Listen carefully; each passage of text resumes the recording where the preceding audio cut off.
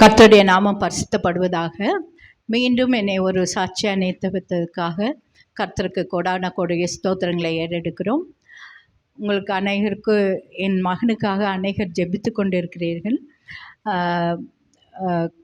என் கணவருக்கு கர்த்தர் பெரிய ஒரு மிராக்கிள் செய்தார். அவருக்கு முடிந்தது அப்படின்னு நினச்சிட்டு இருந்தேன். என் சன்னுக்காக நீண்ட நாளாக நிறைய பேர் ஜெபிச்சுட்டு இருந்தோம். அவன் ஒரு மனமாற்றத்துக்காக திடீர்னு கர்த்தர் ஒரு திருப்பத்தை அவனுக்கு கொடுத்தார். அது எப்படி என்றால் அவரோட சரீரத்தை கர்த்தர் தொட்டார். அது திடீர் தேர்ஸ்டே நான் வரல என் ப்ரேயருக்கு. என் ஹஸ்பண்ட் மாத்திரம் வந்திருந்தார்.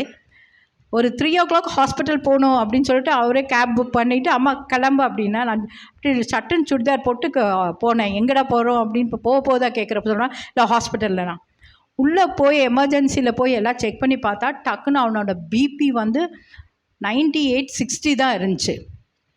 அப்போ அதுக்குள்ளே பிளட் ரிசல்ட்டும் வந்துச்சு. அவங்க சொன்னாங்க இம்மீடியட்டாக அட்மிஷன் போடணும் அப்படின்னாங்க.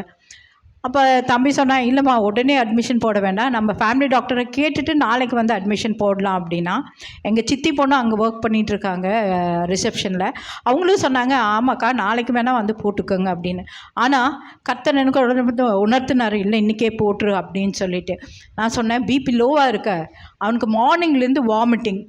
காலையில் ஒரு தோசை சாப்பிட்டது வாமிட் பண்ணால், மத்தியானம் தண்ணி குடித்தது வாமிட் பண்ணால், மறுபடியும் தண்ணி குடித்தது வாமிட் பண்ணால். ஹாஸ்பிட்டலில் வந்தும் இந்த ரிசல்ட்டு கேட்டோடனே மறுபடியும் தண்ணி குடித்தா வாமிட் பண்ணிட்டான். நான் சொன்னேன் இந்த நிலைமையில் நான் உன்னை வீட்டுக்கு கூட்டிகிட்டு போகிறாப்புல இல்லை, இங்கே அட்மிஷன் போட்டுக்கலான்னு சொல்லிவிட்டு.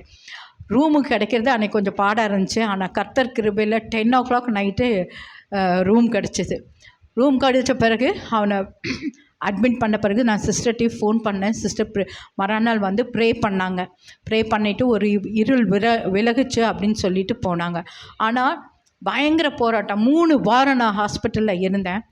ஒரு நாளுக்கு ஒரு கெத்தீட்ரல் மாற்றுவேன். ட்ரிப்பு எவ்வளோ போகணுன்னா 3 பெரிய பாட்டில், 4 சின்ன ஆன்டிபயோட்டிக் பாட்டில் போகும். Full day trip, morning night 3 மணி வரைக்கும் ட்ரிப்பு ஓடிட்டு இருக்கும். ஆனால் அதுக்குள்ளே அந்த கெத்தீட்ரல் என்னவோ ஆயிரும், பிளட் ரிவர்ஸ் ஆகும். நடந்துகிட்டே இருப்பேன். நர்ஸ் ஸ்டேஷனுக்கும் ரூமுக்கும் இங்கேருந்து கொஞ்சம் தூரம் தான். ஆனாலும் போய் கூட்டுகிட்டே இருப்பேன். இது பிளாக் ஆயிடுச்சு, அது பிளாக் ஆயிடுச்சுன்னு பயங்கர போராட்டம். அப்புறம் சிஸ்டம்மா வந்து ப்ரே பண்ண பிறகு தான் சொன்னாங்க, இது ஜீவனுக்கு எதிரான போராட்டம், ஒரு இருள் விலக்கி இருக்குது. அதுக்கப்புறம் கொஞ்சம் கொஞ்சமாக ட்ரிப்பு போச்சு. மறுநாள் ஒரு 3 o'clock இருக்கும், ஆஃப்டர்நூன் 3 o'clock பயங்கரமாக ஸ்வெட்டிங் வந்து அவன் ஹார்ட் செஸ்ட் பயங்கரமாக வலிக்குதுண்ணா.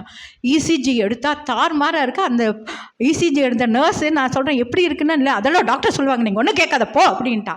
அவங்க அந்த வார்த்தை சொன்னதுமே எனக்கு சுருக்குன்னு இருந்துச்சு, ஏதோ ஒரு ப்ராப்ளம் தான்ட்டு. பார்க்கறது கூட அந்த ஃபைலில் கூட அவங்க வைக்கல இசிஜி பேப்பர். அப்படியே எடுத்துகிட்டு அவர் நே ஸ்டேஷனுக்கு போயிட்டு உடனே இது எக்கோக்கு எடுக்கிறதுக்கு ரெடி பண்ணுங்கன்னு. கர்த்தர் கிருபையில என் தம்பி வந்திருந்தான். அப்போ அதுக்கு முன்னால் தான் சிஸ்டர் ப்ரே பண்ணி முடிச்சுட்டு வச்சாங்க. என்ன நடந்தாலும் நீங்கள் கலங்காதீங்க, கர்த்தர் உங்களோடு இருக்கார், நீங்கள் எது நடந்தாலும் கலங்காதீங்கன்னு. அப்புறம் நான் அவனை வந்து மறுபடியும் தம்பி கூட இசிஜி அனுப்பிச்சிட்டு நான் ரூமில் உட்காந்து ப்ரே பண்ணிகிட்டு இருந்தேன். அப்போ ரேச்சல் சிஸ்டர் ஃபோன் வந்துச்சு. அவங்களும் சொன்னாங்க, இல்லை ஆவியானவர் ஃபோன் ப்ரே பண்ண சொல்கிறாங்க, எப்படி இருக்கிறான்னு. எனக்கு அழுதுட்டேன். நான் சொன்னேன், ரொம்ப அவன் துடிக்கிறான் வழியில், இப்போ செஸ்ட் பெயினால் ரொம்ப துடிக்கிறான் அப்படின்னா.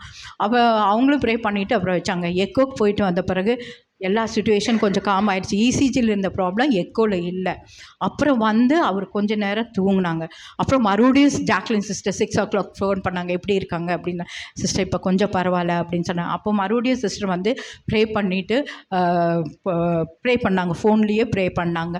நீங்கள் எதுக்கோ கவலைப்பட பண்ணாங்க. சிஸ்டர் சொன்ன வார்த்தை அதுதான், என்ன போராட்டம் வந்தாலும் நீங்கள் கவலைப்படாதீங்க, அவன் ஜீவனை கர்த்தர் வந்து மீட்டுட்டார், அந்த மரண இருளின் பள்ளத்தாக்கிலிருந்து அவனை தூக்கிட்டார். நீங்கள் நீ சரீரம் கொஞ்சம் ரெஸ்டோர் ஆகணும், ஆனால் நீங்கள் எதுக்கும் நீங்கள் கவலைப்படாதீங்கன்னு சிஸ்டர் எனக்கு ஆறுதலாக ப்ரே பண்ணினாங்க.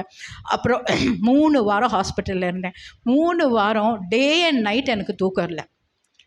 எப்படி ஓடுனேனே கர்த்தரோட கிருபை. உண்மையாக என் பலவீனத்தில் பலன் பூர்ணமாக விலகுன்னு சொன்ன அந்த வாக்கு தத்தத்தை நான் ருசித்தேன்.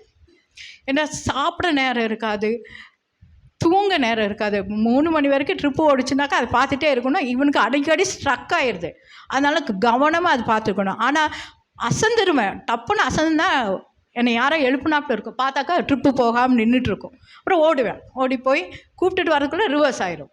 ஆனாலும் ஜெபம் பண்ணிகிட்டே கர்த்தர் 3 வாரமாக கிருபை இது பண்ணி வீட்டுக்கு இப்போ வந்துட்டார்.